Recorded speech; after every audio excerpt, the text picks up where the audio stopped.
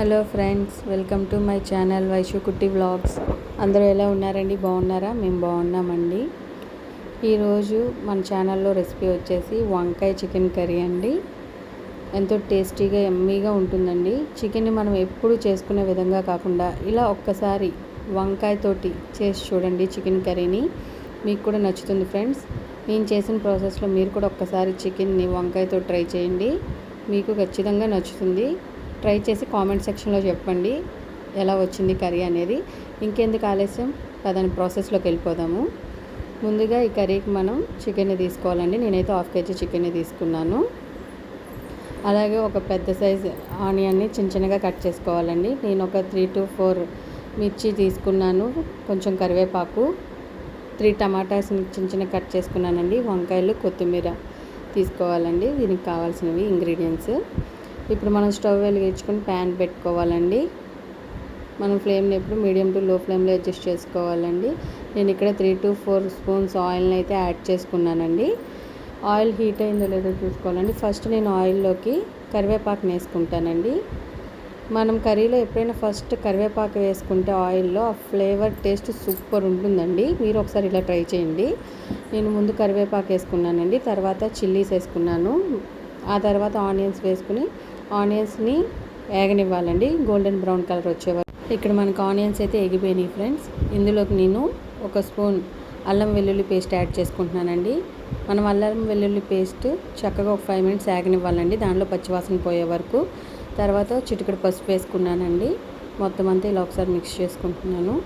ఎప్పుడైనా సరే మనం కర్రీలోకి అల్లం వెల్లుల్లి పేస్ట్ అప్పటికప్పుడు గ్రైండ్ చేసుకున్నదైతే బాగుంటుందండి, స్టోర్ ఉన్నది కాకుండా. ఇప్పుడు నేను ఇందులోకి ఆల్రెడీ కట్ చేసి పెట్టుకున్న టమాటాలని యాడ్ చేసుకున్నానండి. వీటి మొత్తాన్ని ఒకసారి కలుపుకొని ఒక 5 minutes మూత పెట్టేసి మగ్గనిస్తానండి. ఇదిగోండి ఫ్రెండ్స్, ఒక 5 minutes తర్వాత టమాటాలు అవన్నీ కొంచెం చక్కగా మగ్గిపోయినాయండి. ఒకసారి మొత్తం అంతా కలుపుకొని ఆల్రెడీ నేను క్లీన్ చేసి పెట్టుకున్న చికెన్ని దీంట్లోకి యాడ్ చేసేసుకుంటున్నానండి. ఇప్పుడు ఈ మొత్తాన్ని ఒకసారి నీట్గా కలుపుకోవాలండి.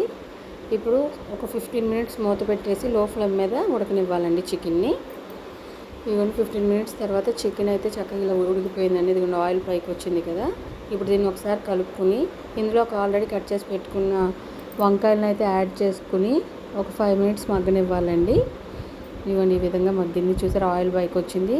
ఇప్పుడు నేను ఇందులోకి 1 స్పూన్ సాల్ట్, అలాగే 1 స్పూన్ జీలకర్ర పౌడర్, ధనియా పౌడర్ని యాడ్ చేసి మొత్తం అంతా ఒకసారి కలుపుకుంటున్నానండి. ఇప్పుడు దీన్ని ఒక 5 minutes మళ్ళీ మూత పెట్టేసి లో ఫ్లేమ్ మీదే ఉడకనివ్వాలండి. ఇదిగోండి 5 minutes తర్వాత మూత తీసి చూసుకుంటే చక్కగా మన వంకాయలు కూడా మగ్గిపోయినాయండి, ఉడికిపోయినాయి. ఒకసారి చికెన్ మొత్తాన్ని కలిపేసుకుని ఇందులోకి నేను ఒక 2 స్పూన్స్ వరకు కారాన్ని అయితే యాడ్ చేసుకుంటున్నానండి. మీరు మీ కారాన్ని మీ స్పైసీనెస్ని బట్టి యాడ్ చేసుకోండి. నేను సాల్ట్ని కూడా ఇప్పుడు ఒకసారి చూసుకుని, మీరు సాల్ట్ కావాలంటే ఇప్పుడు ఒకసారి సాల్ట్ని కూడా యాడ్ చేసుకోవచ్చండి. ఇప్పుడు మొత్తం అంతా ఒకసారి చక్కగా కలిపేసుకోవాలండి. నీట్గా కలిపేసుకుని మళ్ళీ ఒకసారి మూత పెట్టేసుకుని ఒక 5 minutes లో ఫ్లేమ్ మీద ఉడకనివ్వాలండి. మనకు కారం చక్కగా వేగిపోవాలి కదండి, అందుకని. ఇదిగోండి ఒక 5 minutes తర్వాత మన కారం కూడా చక్కగా చికెన్కి పట్టేసిందండి. ఆయిల్ చూసారో చక్కగా పైకి తేలింది. ఇప్పుడు మళ్ళీ ఒకసారి నెమ్మదిగా మొత్తం అంతా ఒకసారి కలుపుకొని నేను ఒక చిన్న టీ గ్లాస్ వాటర్ని అయితే యాడ్ చేసుకుంటున్నానండి. నాకు కర్రీ కొంచెం గుజ్జుగా కావాలి కాబట్టి. ఒకసారి మొత్తం అంతా నీట్గా స్లోగా కలుపుకోవాలండి. మొత్తం అంతా స్లోగా మిక్స్ చేసుకుని ఇప్పుడు మిక్స్ చేసేసుకున్నాం కదండి. ఒక 5 minutes అలా ఉడకనిచ్చిన తర్వాత దీంట్లో నేను 1 స్పూన్ గరం మసాలా పౌడర్ అయితే యాడ్ చేసుకుంటున్నానండి, చికెన్ గరం మసాలా పౌడర్ని. ఒకసారి దీన్ని ఇలా కలిపేసి మూత పెట్టేసి జస్ట్ ఒక 5 seconds ఉడకనిస్తానండి.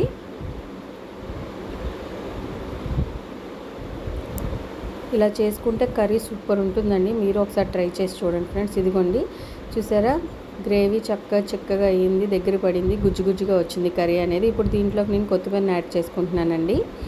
అంతే ఫ్రెండ్స్, ఎంతో టేస్టీగా యమ్మీగా ఉండే వంకాయ చికెన్ కర్రీ అయితే రెడీ అండి.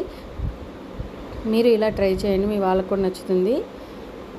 నా ఛానల్ని కనుక ఫస్ట్ టైం మీరు చూస్తున్నట్లయితే కనుక ప్లీజ్ సబ్స్క్రైబ్ చేసుకోండి, లైక్ చేయండి, షేర్ చేయండి.